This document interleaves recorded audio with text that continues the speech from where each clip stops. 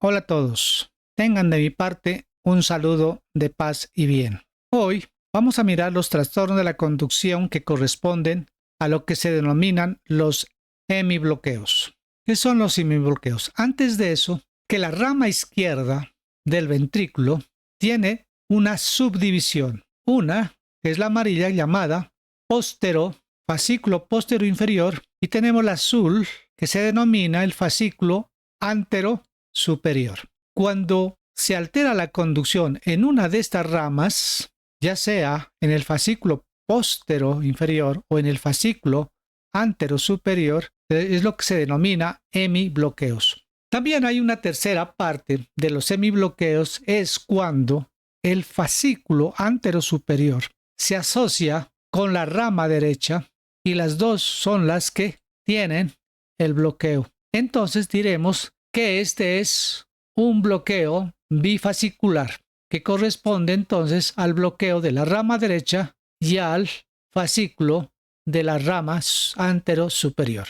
Bien, empecemos entonces a mirar qué características tendrán los hemibloqueos de la rama o del fascículo antero superior de la rama izquierda.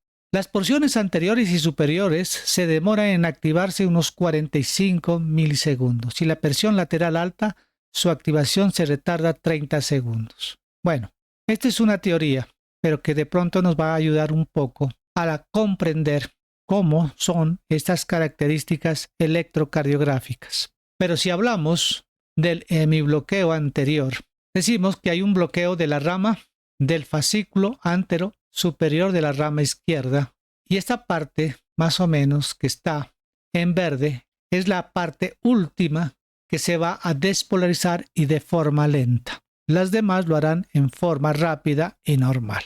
La pregunta es ¿qué características va a tener? Primera característica, para eso vamos a mirar el eje. Para mirar el eje habíamos dicho que primero identificamos cuál es la derivada isodifásica y la tenemos que está en D2. Si está en D2, la perpendicular está en ABL. Y si miramos en ABL, entonces el eje se va a dirigir hacia ABL. Y se dirigirá en este caso hacia ABL hacia unos 45 o menos 45 grados. Entonces una de las primeras características es la desviación del eje hacia la izquierda aproximadamente unos 45 grados. Segundo, R terminal. ¿En dónde? En D1, que tenemos aquí, D1, ancho, R terminal, porque se demora un poquito, se hace un poco ancho. Y tenemos una R terminal en ABL, en las, digamos, en las derivadas izquierdas, se podría decir. ¿Por qué? Porque aquí está ABL y se acerca, y aquí está D1 y también se acerca. Y tendremos una S terminal en las derivadas derechas o de la cara inferior. Miremos, aquí tenemos D2, aquí tenemos ABF y aquí tenemos D3. Si nosotros miramos estas derivadas, se alejan. Si se aleja, tendremos entonces terminar en ¿dónde? En D2, mire, terminal aquí, en D3, negativa, y en ABF, negativo. ¿Qué quiere decir? Son S terminales inferiores. Esas son las tres características que va a determinar un hemibloqueo anterior, mirando nosotros aquí en un plano frontal. Ahora miremos el hemibloqueo posterior, más raro y por eso también es más difícil de diagnosticar. La zona que se va a despolarizar es lo que corresponde a la estimulación que influye sobre la rama postero inferior. Esa es la parte verde que miramos allí y es la parte lenta y última que se despolariza. Entonces, ¿qué primero tenemos? Vamos a mirar el eje. Aquí lo más positivo, D3. Pero ABR es que isodifásico. Si ABR es isodifásico, D3 es positivo, el eje se va a D3.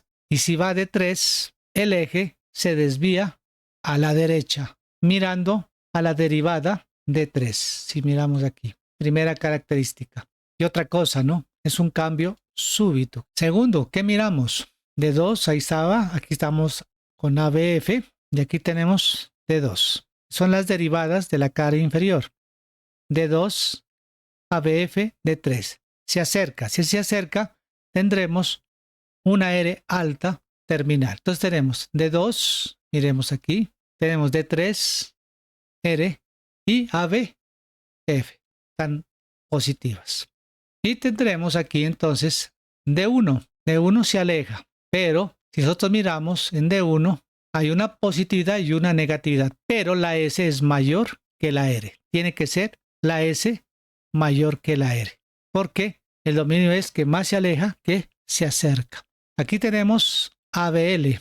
¿Qué pasa con ABL? Se aleja el eje. Si se aleja, será negativo ¿en dónde? En ABL. Esas serían las características para determinar un posible hemibloqueo posterior. Pero como lo decía antes, hay que tener un electrocardiograma previo para comparar si estos cambios surtieron después. Ahora vamos al hemibloqueo bifascicular. Entonces el primero es el que se asocia a un bloqueo de la rama derecha y el hemibloqueo del fascículo anterosuperior de la rama izquierda. Esta combinación es la más frecuente por su relación cercana una rama de la otra, como la podemos ver en esta parte.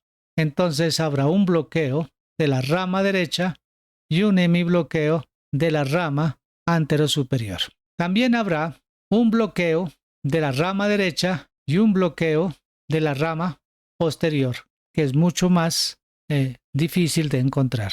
Entonces miremos la primera parte, que es el hemibloqueo bifascicular, que corresponde al bloqueo de rama derecha y al hemibloqueo anterosuperior, que tendrá características de un coro S ancho en B1, que son características del bloqueo de rama derecha. Y tendremos S terminal ancha en las derivadas izquierdas. En D1, por ejemplo, ABL, en B5 y B6 son ramas izquierdas, quiere decir que se aleja. ¿Por qué? Porque el vector de la rama derecha ancho se va hacia la derecha.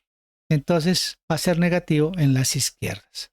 Y la otra característica es el eje. Si nosotros miramos aquí en D2, es isodifásica. La perpendicular es ABL. Si ABL es la perpendicular de D2, entonces el eje se va hacia ABL, o sea, se desvía ¿hacia dónde? A la izquierda, más o menos a unos 45 grados. Eso es lo que caracteriza entonces al bloqueo de rama derecha en conjunto con el bloqueo o hemibloqueo del fascículo anterosuperior. Ahora sí, miremos el trifascicular. Son los tres fascículos que se asocian en el bloqueo. ¿Qué características tendrá? Primero, características del bloqueo de la rama derecha. Tenemos ya aquí QRS ancho en D1, positivo. Y tendremos una S ancha terminal en D1. Aquí tenemos, pongámoslo acá, en ABL, pero más característico lo vamos a mirar aquí en B6. Miremos. En B5 no se ve muy claro, pero se ve algo, pero más característico está en ¿dónde? En B6, ¿no? Son las características del bloqueo de rama derecha. También habrá características del hemibloqueo anterior. ¿Qué quiere decir? Si aquí está D2 isodifásico, ABL es positivo. Si es positivo, el eje, si aquí está ABL, el eje se va a la izquierda. Y la tercera característica para mirar si hay bloqueo trifásico es el periodo PR largo. Y aquí tenemos la P y el QRS. Tenemos un periodo más de 200 milisegundos. Esta característica es la que va a identificar un hemibloqueo trifascicular. De ahí la importancia de leer con la metodología de un electrocardiograma para mirar todas las características. Entonces ya sería un bloqueo trifascicular que suma los trastornos de la conducción en el bloqueo posterior inferior. Bien, hasta aquí. Hemos terminado entonces en este capítulo, ahora sí, de todos los trastornos de la conducción eléctrica en el corazón. Gracias por su tiempo y hasta la próxima.